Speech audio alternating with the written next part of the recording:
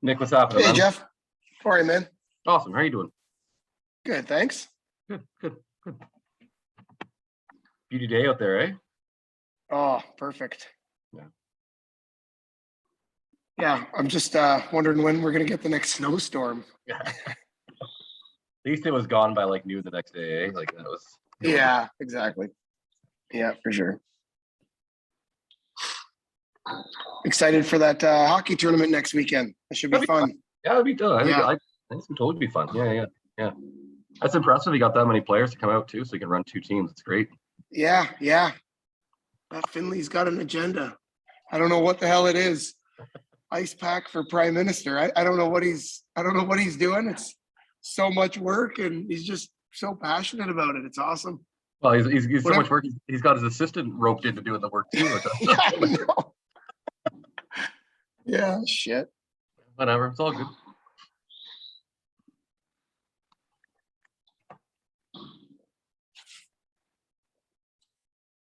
I didn't get like a lot of responses. Like I just said, see everybody, Wednesday, whatever, but hopefully they all show up. Nobody said they're not coming. So yeah. And if they don't make it, if they can't make it, we're recording it. So you can perfect. We'll get you a link and then you can flip it out to folks who don't make it as well. So it's all good. Yeah. What else was I gonna say? I sent everybody the team list already today. I gotta check. I guess one kid wanted to play down or something, but they were still on my list. So I got an email from Lindsay to deal with that. Okay. Yeah, I'll have to look into that. But everything else is perfect. 13 kids per team, and yeah, we're rocking and rolling. So that's awesome. Yeah. Well, it's good. If that kid does play down, we do have somebody to fill the spot. So we actually have a pair of twins on the wait list right now for 7U. Oh, is that right? But we're like, I don't want to give anybody 14 players. That's too many. Right. But if we have a bit of movement, we've got some people to fill in. But yeah, the tough part at that age, like they're not really hitting the ball that's being pitched into the outfield, and that's where you're stashing all these extra kids, right? Yeah. So, I agree. And like, what's GMBA's policy on like? Do you just get more infielders? Yeah. Like, so you want to teach them positions too, right? At the same time. So I think in the first few weeks where you've got a full team, I would put the extra players in the outfield, and have your main infielders, a catcher, pitcher, either 16. Right. It does make the outfield really full, and then you just switch them around inning by inning.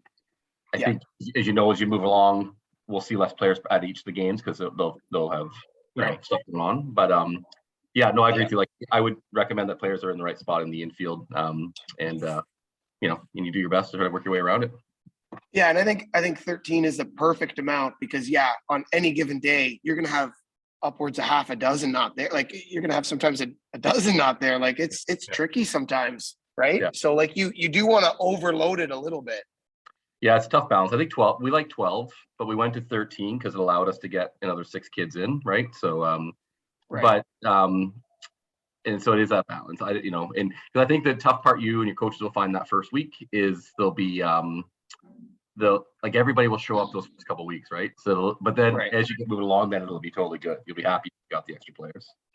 But you're not playing games and stuff too those first week or two, right? So it's all like everybody, there's 13, you could have 20 kids on a team and we'd all be engaged and working hard and whatever. So everybody's gonna get their money's worth from that standpoint anyway, right?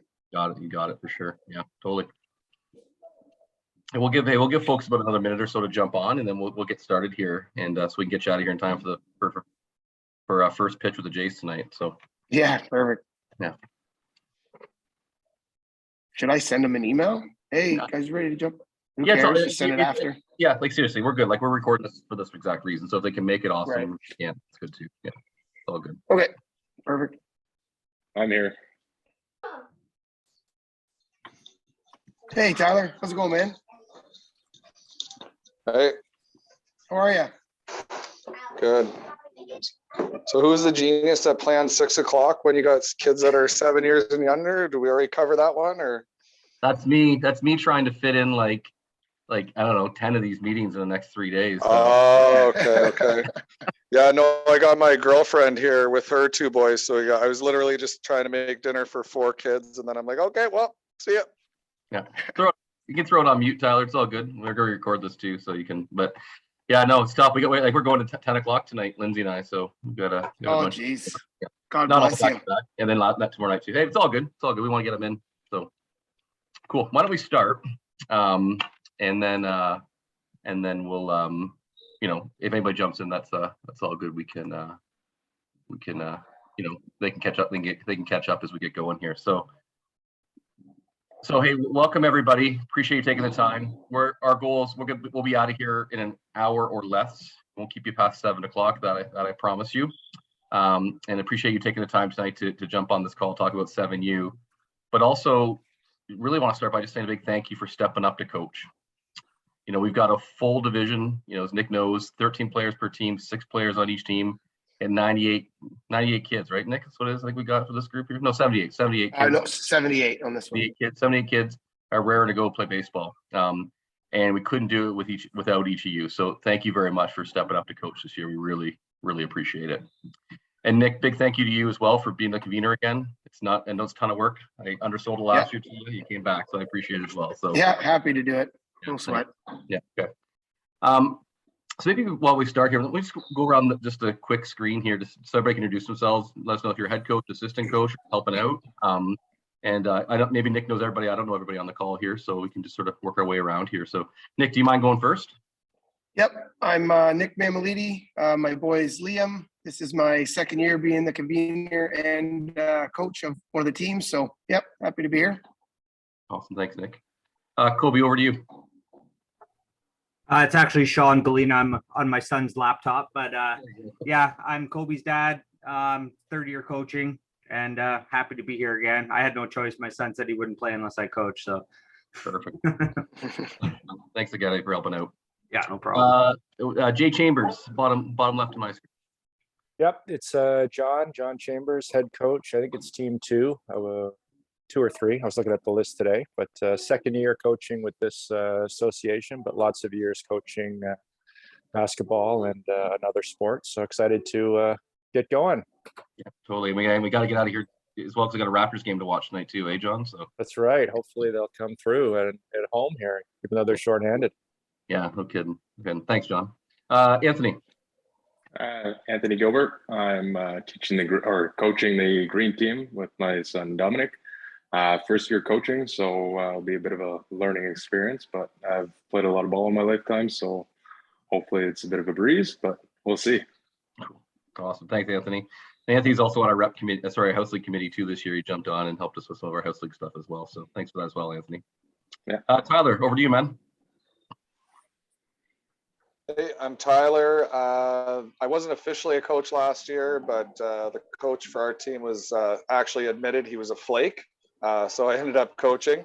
And my son is Tilson. I don't know what team we're doing, but yeah, played lots of ball and second year coaching with the association. Looking forward to it. Nice to meet you guys. Awesome. Thanks, Tyler. And Lindsay. Hi guys, I'm Lindsay. I am the co-chair for Select Baseball for GMBA this year, as well as doing the Junior House League. Awesome, thanks, Lindsay. And I'm Jeff Hoffman. I'm also co-chair of Select, the Senior House League director, and on the board with Lindsay as well. And again, appreciate you all taking the time here tonight and for stepping up to help out. So we've got a few slides we're going to walk through today to get us through our 7U discussion.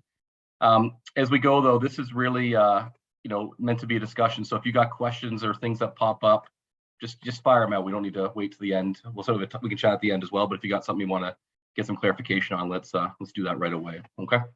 So it started. Here's just a slide here. Some of our main contacts here. So as we mentioned, Nick's our convener. You probably all got his email address already. He's probably been in touch lots. And then Lindsay's your junior commissioner. So Lindsay. Sorry, one quick question, Jeff. Are you going to share this deck with us after? Sure, absolutely. Great. Yeah, just wondering. Yeah, just so I don't know. Awesome. I was going to take a screenshot of this, but if you're going to share the deck, that's awesome. Yeah, totally. I'll get over to Nick and he can flip it out to everybody.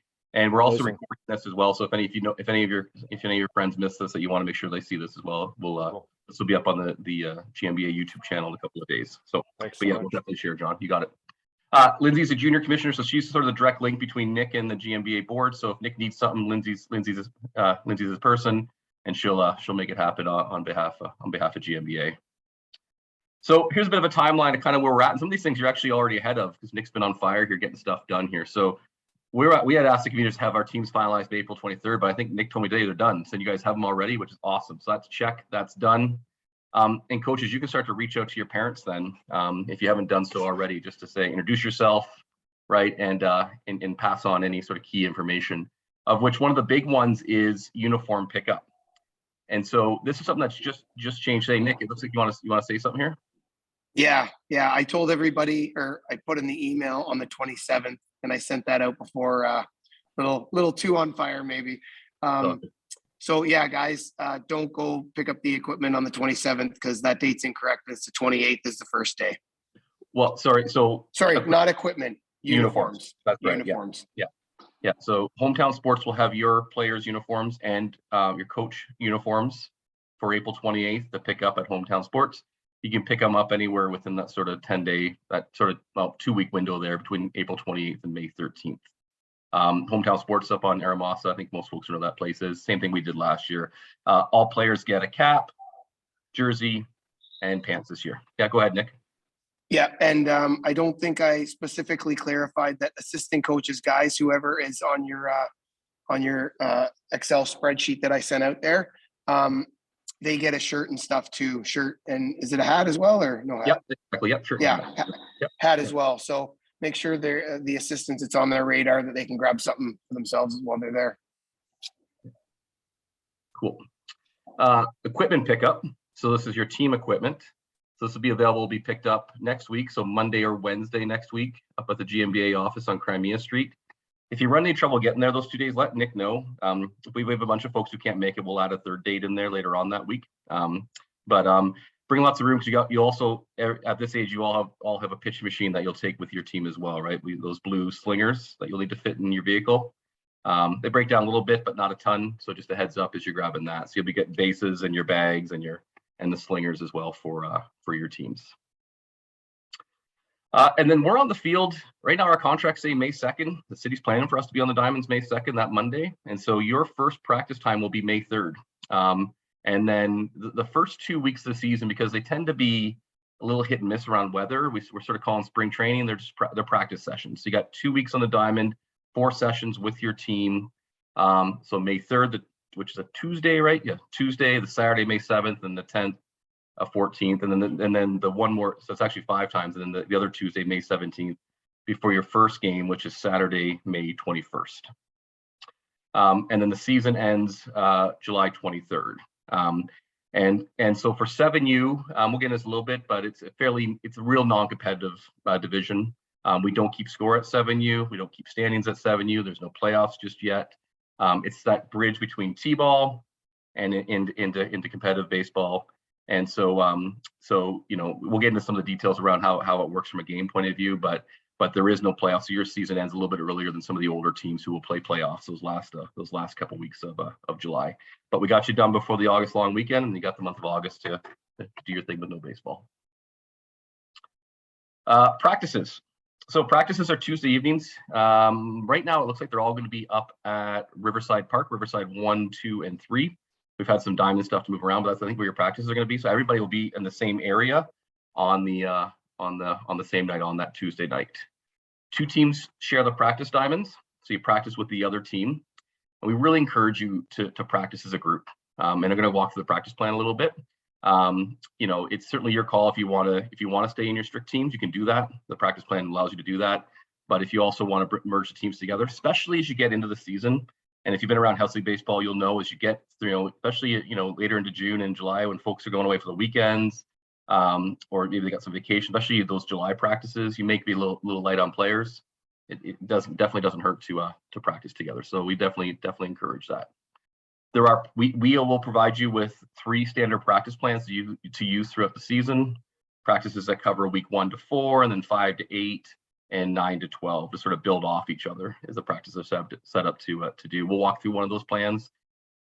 These are a guide. and there are some brand new coaches here. So this might be a great way for you to get into it in a sense of how you want to run your practice. For somebody who's been around for a while, you might say, hey, these guys don't know what the heck they're talking about. We're going to do our own thing. It's cool too. It's totally up to you how you want to run your practice. But these are certainly meant to be a guide to help you help you develop players in the areas that are important for us. And as part of your practice plan, you're also as part of your practice schedule, you'll also have 2 year practices, 2 year sessions, 2 weeks where you'll practice, and your practice will be led by the folks from Sandlot Sports. So if you don't know Sandlot's run by a guy named Brody Richards here in town. Brody's a longtime GMBA person, and he runs his own youth sports initiative called Sandlot. And his real focus is around, he focuses primarily on young athletes, 7 to sort of 10 is sort of the sweet spot. Does some work up to 12-year-olds sometimes too, but that younger age group, with a real focus around athletic development, and a focus around throwing, which are 2 real key components for us in an area of development for us with our young baseball players. So we really like his system, his program, his ideas, and really his philosophy for our young baseball players. So 2 nights of your practice session, Brody will show up to your practice, and him and his team will run your practice for you. The expectation is your coaches participate in those practices for sure. And our hope is that as well as the players are developing and learning, we're hoping the coaches are as well. And so it's an opportunity for you to take some of what you've learned from Brody's practices, hopefully, and the Sandlot team, and add that into your own practice plans as you move forward.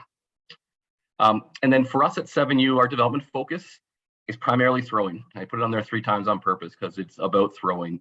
When we get to 10U and you start to pitch, our best pitchers were our best throwers at 7, 8, and 9U. And so you'll see, and when we get to our practice plan, half of your plan is focused primarily on throwing. Of your practices is on throwing. And you'll see that when Brody comes out too, he'll spend a good chunk of his time around athletic development, athleticism, and throwing. That'll be a big focus of what he does as well. And to be frank, if your players got anything out of this year, if it was about throwing a baseball and got better with their throwing skills, that would be an absolute win for sure. On top of that, certainly be able to catch a baseball, critical. The best baseball players can catch a baseball. We got to work on catching skills. And then hitting, for sure. It's fun to hit baseballs. So hitting's a big part of our practice as well. And this is a big jump up for our players too, right? And you're going to see it with players hitting for the first time a ball that's moving. There'll be lots of kids who are afraid of that baseball, right? And so this is a big development area as well. So when we get into the practice plan, you'll see a focus on hitting there as well. So any questions around practices before I move on to the next slide here? Okay, great. Sandlot. So here's how Sandlot's going to work. So teams 1 and 2, you'll be at Riverside 1. Brody will be with you guys on May 17th. And then on May 24th, teams 3 and 4 who are on Riverside 2, Brody will be with you on May 24th. And then the 31st, teams 5 and 6 at Riverside 3. Then again, he'll come back one more time. So he'll be with your teams twice, once in May and once in June. You'll also see that we're going to try to figure out a way to add that to your schedule on the GMBA website. That's where everything's going to be listed, both your practices and your games. And hopefully we'll be able, I'm trying to find a way to identify those dates as Sandlot dates as a reminder for you and your families that, hey, you show up, hey, Brody's got practice tonight. I don't have to worry about my practice plan. They've got it for me as well. Okay. Cool. Okay, game days. So game days are Saturday mornings. Yeah, 10:30 a.m. Yeah, make sure that was right. 10:30 a.m. The 6 of you guys are at 8:30 a.m. So you're at 10:30 a.m. May 21st is when the games will start through to July 23rd. As I mentioned, we don't keep score at 7U. Okay, everybody plays defensively. You have 13 players on your team. Nick and I were chatting about this off the top. It's not easy to get 13 players on the field at once. We think you'll find as you go through the season, you won't end up with your full team at all your games. So it'll be a little bit easier to manage those pieces of it. What we encourage you to do is fill out your infield the way it should be. So 6 players in the infield, catcher, pitcher, first base, second base, third base, shortstop, and put the remaining players in the outfield. So that's inning 1, inning 2, flip them around, move your outfielders into the infield, right? 3 back out, move them around each time, kind of piece as well. Move players around position to position. There won't be many plays made, but there will be some. That's balls hit back to the pitcher. There will be some outs recorded at first base. We'll see those for sure. But the idea is, that everybody moves around, everybody plays. This is about developing players, no matter your skill set. You will have a few players who you might be worried about their ability to catch. or them wanting to be a catcher. You don't have to force anybody back behind the catcher to be a catcher. Of course, we want to develop catchers, so the more players, the better back there. But for sure, you'll have some that just it's actually dangerous to put them back there. Okay, we're not going to put them back there. Or two, they just really don't want to go back there, and that's okay as well. What I'll also say is it is okay if the catcher's not totally cool, like behind the plate, he stands off to the side or she stands off to the side and the ball's just bang off the backstop, pitch by pitch, not really a big deal. The umps will work around that. But obviously the catcher, you'll have a few that probably want to get right in there. Okay. I'm going to pull up the rules here for a quick second here, just to walk through some of the rule stuff for us. And then we'll come back to the slides here. So there's not a lot of rules for 7U, but there are a couple ones here that are key. So I want to point out a couple of them. One is around thunder and lightning. If there's any sort of thunder or lightning, 15 minutes before the start of the game or any point during the game, seen by an umpire, the coaching staff, the game's just canceled immediately. If you only got an inning or two in, Nick will work to try to reschedule that for you. Okay. We are 7-year-olds on a baseball diamond. We want nobody hurt. So it's totally cool. Shut it down. Let's go home and let's come back at another day where the weather's better. So we'll do our very best to reschedule that. And we've got some time to do that. So we'll work through that. And I know, Nick, you were able to reschedule a few last year, right? So we'll work through that. Okay. Don't worry about minimum number of players. I don't think you're gonna have any issues there, but if you end up with 6 players one day, play with 6, right? We're not keeping score, all good, right? Just get them out there, have some fun. It's all good. Okay. And then most of these rest of these rules here don't apply to your age group here. They talk about mercy rules, those types of things. But we'll get into the 7U stuff here in some detail here. Okay. So here's our 7U division. So the first thing I should actually say too is these rules are all on the GMBA website. I'll pull it up here quickly so you can find them. So you can come back here and find them yourselves. So you just got to come to the GMBA website on the About tab, and then rules and constitution, and you'll find all of our rules, and our house league rules are right here. So at 7U, here's how it works during our games, okay? As long as you got 6 players you're playing, if you got 5, play, mix teams up, it's all good. We're all good. We're not keeping scores. What you want to do is you want to bat at least 6 batters per half inning, okay? So that's how it works. You could get 6 outs, your team could get 6 outs, or all 6 batters could reach base. Totally cool. But you bat, that's how your half inning ends, is after 6 batters have come up to bat. If you get a game where all 13 of your players show up, bat 7-1 at one of the half innings, right? So nobody has to wait 3 innings before they get their at bat, right? Again, we're totally flexible on this piece of it. But if you got a game where you've got 10 batters there, bat 6 one inning, 6 the next, you'll get more batters. But if you end up with your full team, bat 7 for those half innings where you've got the extra player there, so nobody's sitting multiple time. Each batter receives 3 hittable pitches as determined by the umpire. Okay. After 3 pitches, which are 3 strikes, you're going to pull out your tee, and the batter's going to get a chance to hit off the tee. The ball's got to travel past the dead ball line, which the umpire will determine what that is, and it's a little bit laid further down. It's a 15-foot line, right? And if the batter, after 2 attempts, is not able to hit the ball past the dead ball line, then they're out. We changed this rule last year. It used to be you got 7 hittable pitches at 7U, right? And if any of your kids have been through this before, my kids have, I know, Nick, you have, that's a long at bat for some of your kids who are 7 pitches and striking out and sitting down. We found we were getting 3 innings done in a 7U game. We found by making this change here that more balls are in play.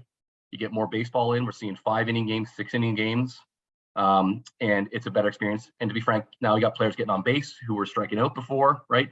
You got your infielders and sometimes your outfielders getting a chance to make some plays. It's been a real nice addition to this to the 7U league there. So after 3 hittable pitches, out comes a tee, plop it on the plate. Batter gets a couple chances. If they miss after 2, they don't get it, then they're called out. Okay.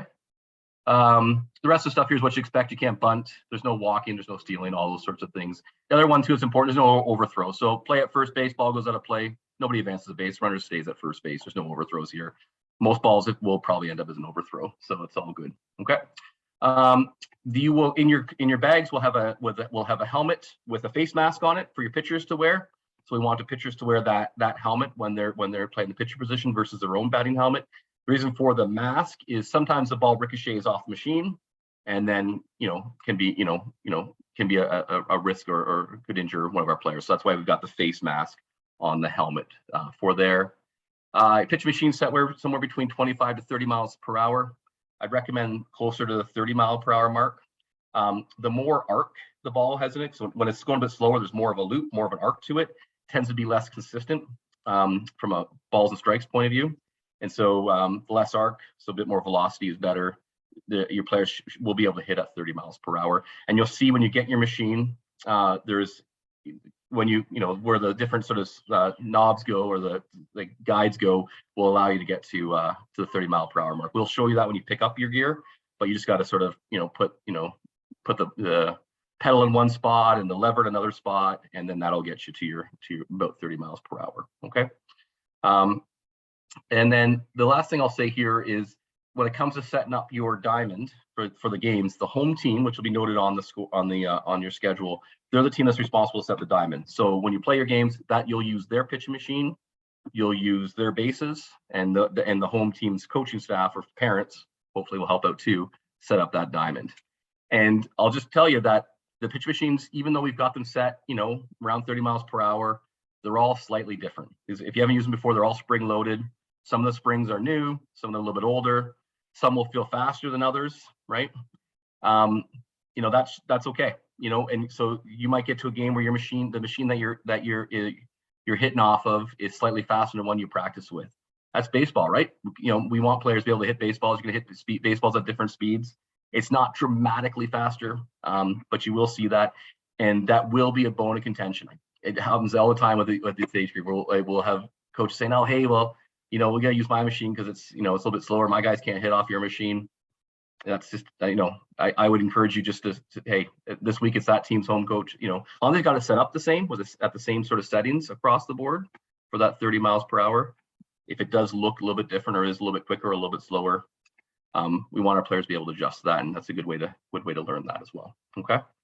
You can have coaches in the outfield as well, helping players defensively. I really encourage you actually to have coaches in the outfield when you're playing defensively, and then we also encourage that if you are the visiting team, bring your gear to that game for a couple of reasons. One is sometimes machines do break, and so you got a second one, a spare to come in and drop in, or sometimes it totally happens. The coach forgets his gear or her gear, and so you've got something you got to back up to use.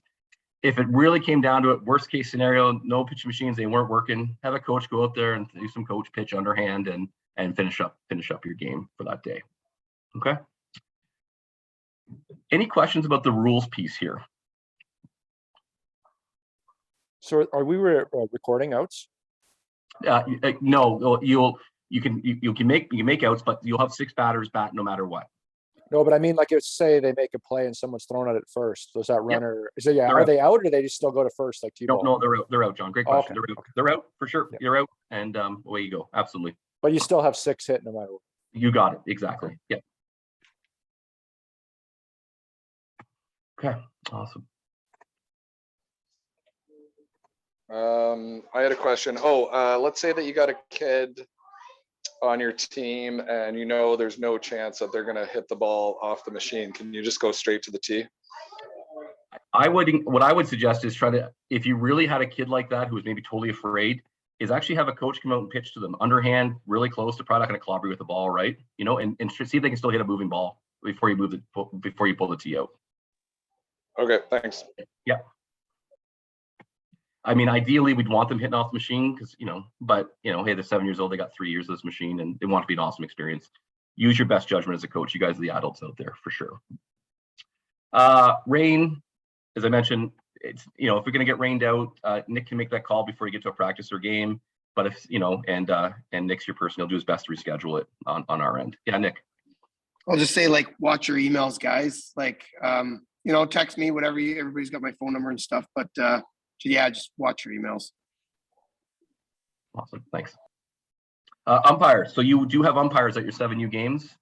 These are absolutely our first year umpires. You're going to get my kid out umpiring your games this year. You're going to get all of our youngest umpires. They're mostly 12-year-olds, some 13, a few 14-year-olds. Probably don't need to say this to our 7U coaches, but I'm saying this to all of our coaches across the board. like all youth sports are in trouble around officials. There's a huge shortage around officials, right? We lose at GMBA about half of our umpires after the third year of umpiring. They don't make it past their third year.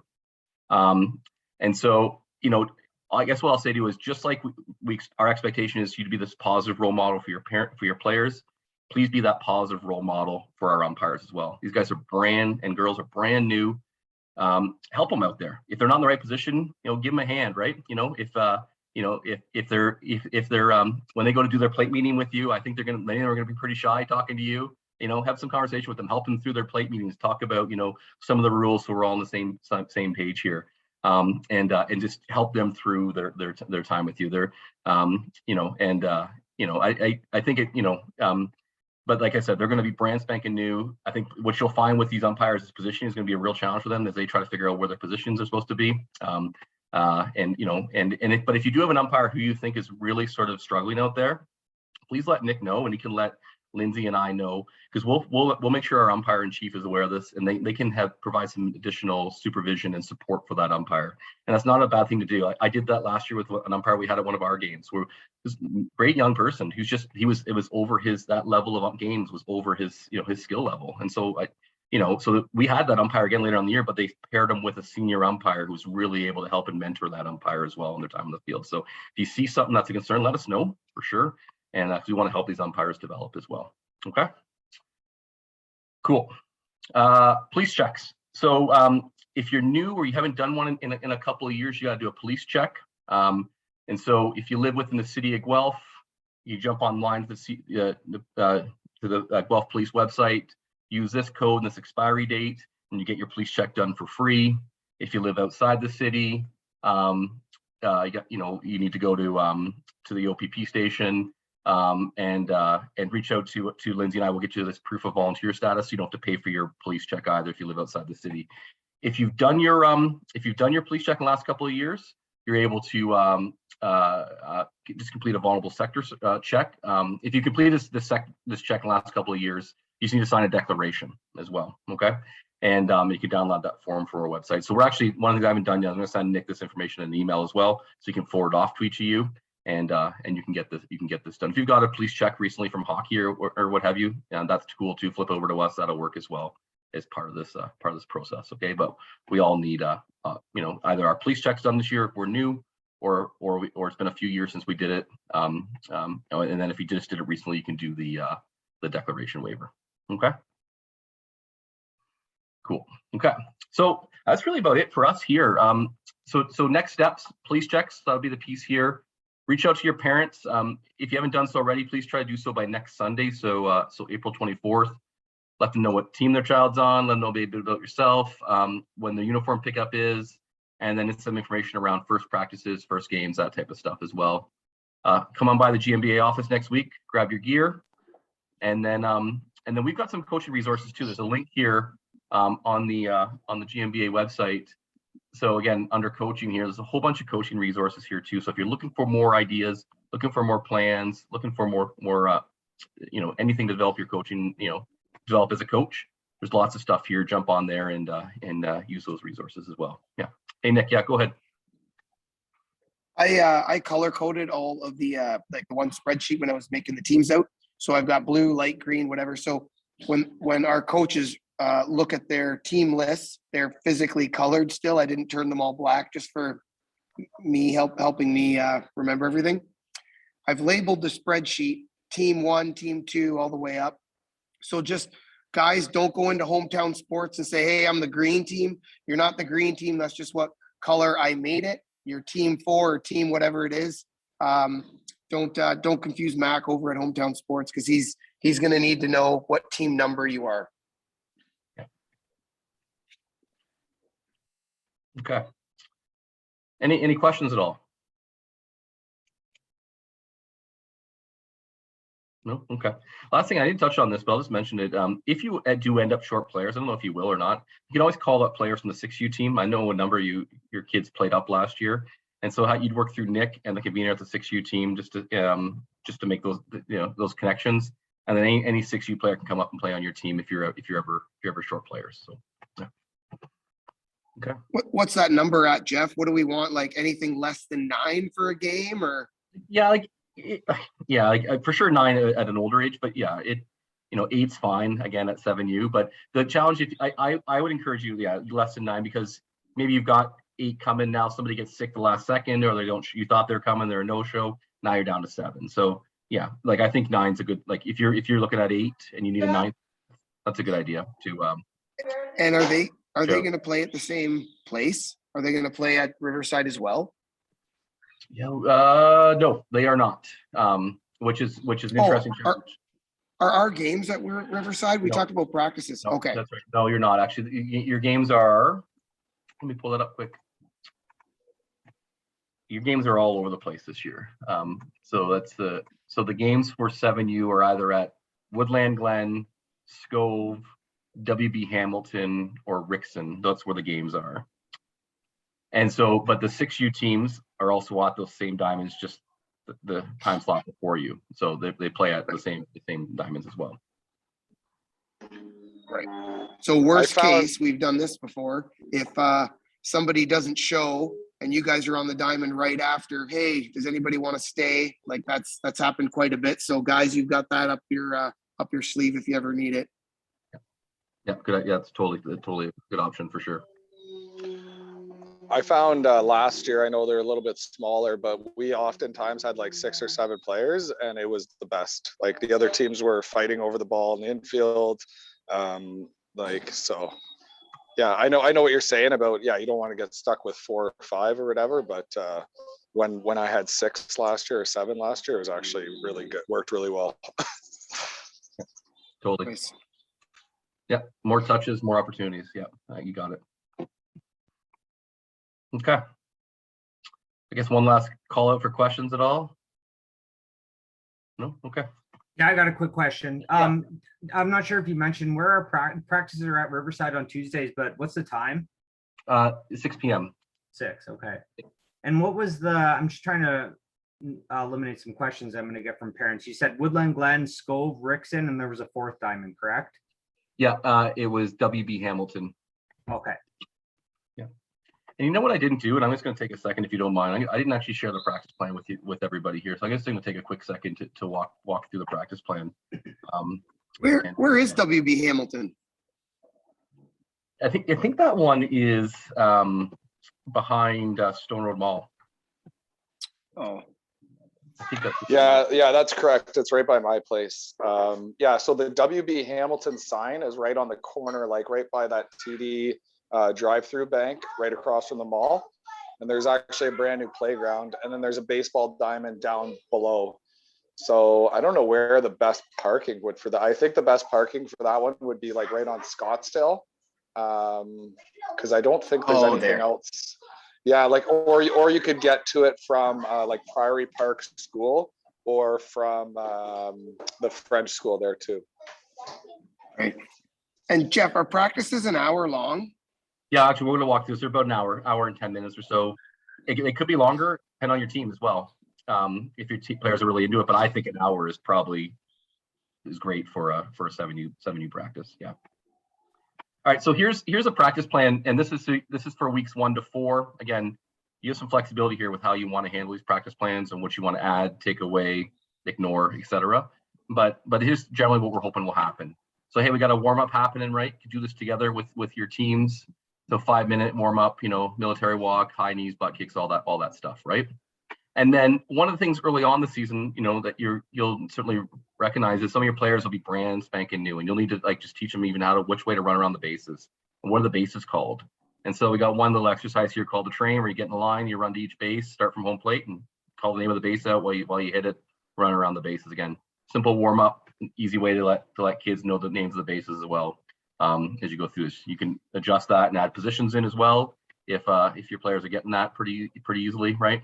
And then this is, you may decide after week 2 you don't need to do this anymore because your players are all over that stuff. But you will have some brand new baseball players. So then after you're warmed up for 5-10 minutes or so, and then we'll start the practice rotation. So about an hour the practice here. And so at this point we'll split into 2 groups. You split into your 2 teams as well and run your practice. There are 2 stations that are set up in this plan. And there's 2 rotations. Each group, each team would spend 30 minutes at station 1, and 30 minutes at station 2. Okay, so we got team 1 starting at station 1, team 2 starting at station 2, with that rotation lasting about 30 minutes or so. Then after 30 minutes, team 1 rotates to station 2, and team 2 rotates to station 1. Pretty simple, right? Okay, so here's the station 1. So station 1 is both in the infield and in left field, okay? And the focus areas for station 1 are hitting and fielding. That's the 2 things that we're asking to focus on in station 1. And so you got a team that's in station 1. We're gonna ask you to take that team and split that team now into 2 more groups, okay? So you got a group of 6, maybe a group of 7, or maybe it's 5 and 5, depending on how many kids showed up to practice, right? Half the team would stay in the infield and half the team would go into the outfield, into left field with one of your coaches, okay?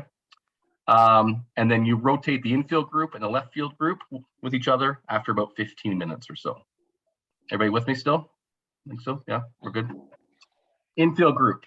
Have everybody put their helmets on, okay? Just be quicker for you, so you get everybody with their helmets on, right? Because we're gonna hit, okay? If you need some suggestions, some thoughts around, or just some ideas, or just you want to refresh yourself around the fundamentals of hitting a baseball, this is a great link here. Takes you to Baseball Canada's hitting fundamentals, basic stuff that all hitters should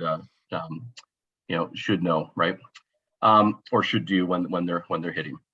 So the setup of your hitting station is you got one coach running the pitching machine, because hey, your players are hitting off the pitching machine. We want them to practice hitting off that pitching machine. So when they get to the games, they had some confidence that, hey, I can hit off the machine. I hit it off at practice all the time, right? So you got one coach working the pitching machine. You got one coach running the wiffle ball hitting station. So this might be apparent too if you're short on coaches that week, right?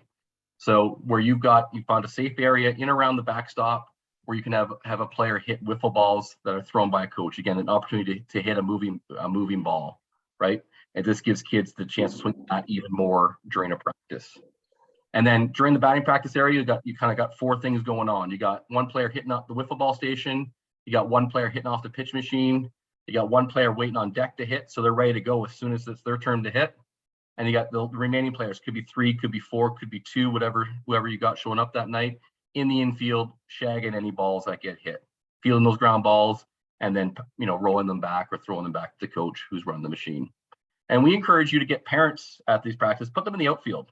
And so if a ball really gets cranked, let the parents go chase that ball down, and you can keep your players in the infield, alert, fielding any sort of ground balls that get hit to them at practice, okay? And so here's how the hitting station works. Each player gets hit 8 swings off the pitch machine. And at that same time while that's happening, you got a player hitting wiffle balls with a coach, right? One player's on deck.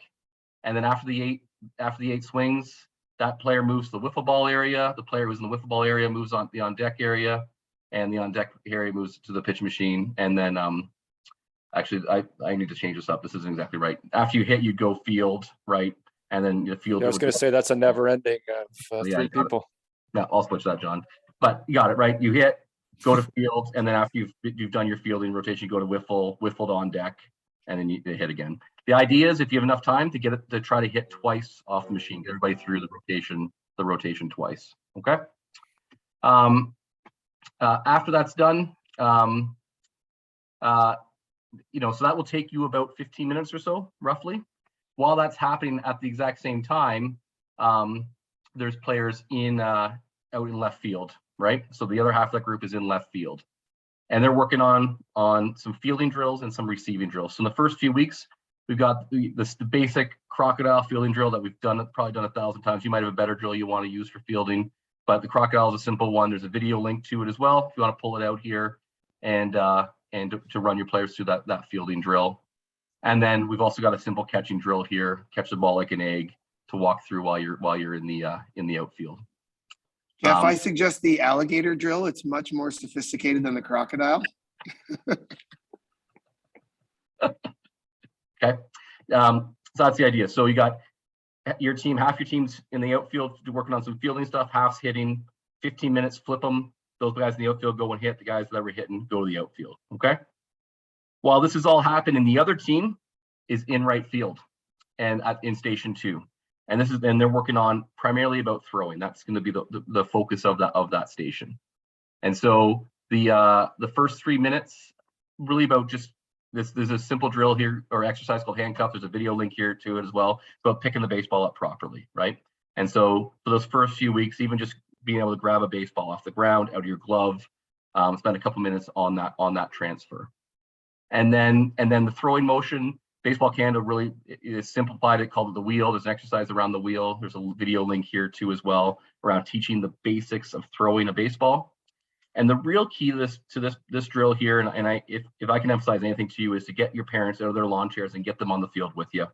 So when you're playing catch, it's not two 7-year-olds playing catch together. It's a 7-year-old throwing a ball to an adult who can catch that baseball and throw it back to the 7-year-old in a way that 7-year-old can catch the baseball. If they're really afraid of the ball, it's a really light toss back, often into their glove. That's sort of just sitting right there. It lands in their glove, right? And if they're a stronger player, it's an adult who can throw the ball back. And the player can catch that ball, properly. If you put two 7-year-olds playing catch side by side, they're going to spend most of their time just chasing baseball. So, if you can't get parents out, have a coach, have them play catch with the coaches, then, and have the coaches move down the line so that they're throwing back and forth to your coaching staff. But really encourage you to not have two kids playing catch together. They'll spend more time chasing baseballs. Okay. Baseball Canada's got a good link here around teaching throwing mechanics. And so you'll spend a good 7 minutes or so, 8 minutes, 10 minutes, just throwing the baseball. Okay.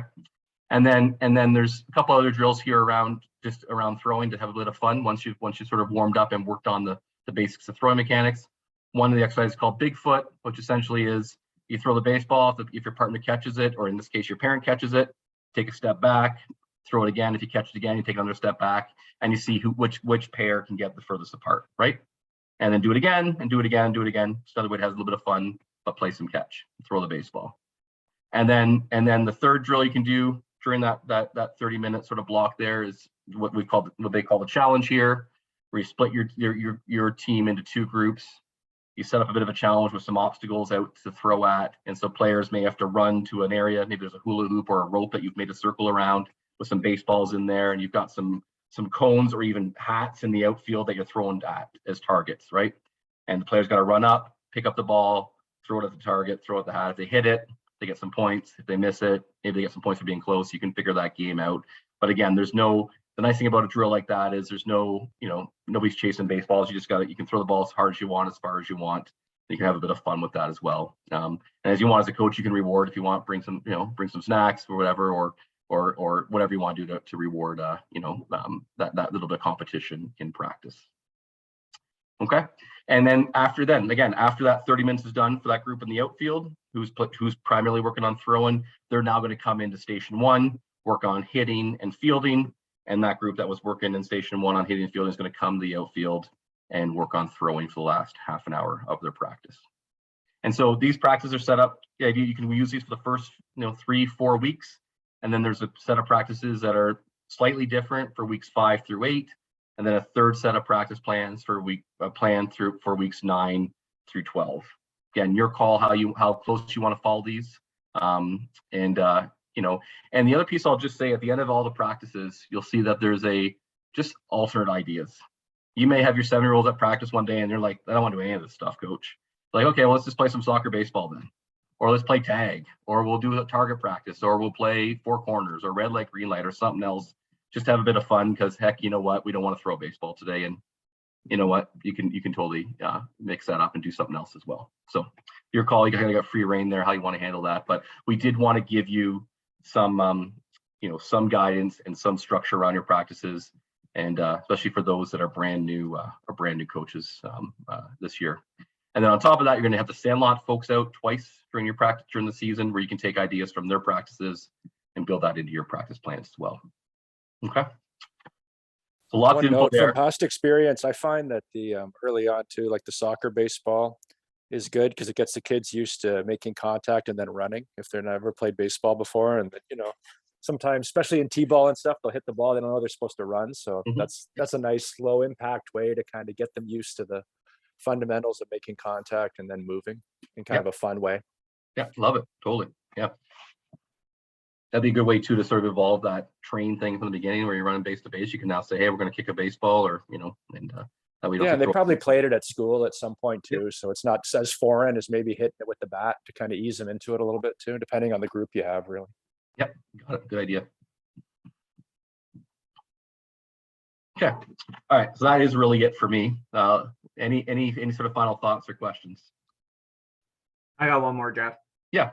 Games 1 hour as well. No, you have 2 hours. So, but again, this is going to be you as a coach and coaches and the umpires just saying, hey, what's the right amount, right? Is it an hour and 15? Is it an hour and 30? Is it, hey, this is a beautiful morning, we're going to play the whole time? You make that call. But it is 2 hours. It's the Diamonds book for 2 hours. You can use it if you want for 2 hours. But most times, in my experience, watching my kid umpire those 7U games last year, they didn't go the full 2 hours for sure. So your call as a coaching group, how you want to handle that. Okay, thanks.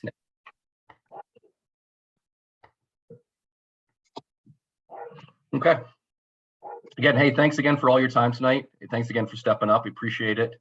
Looking forward to see you on the Diamond, just a couple weeks away. Eh? So we'll stay in touch. Nick will stay in touch. We'll stay in touch with Nick, once your schedule's up and loaded so you can see that.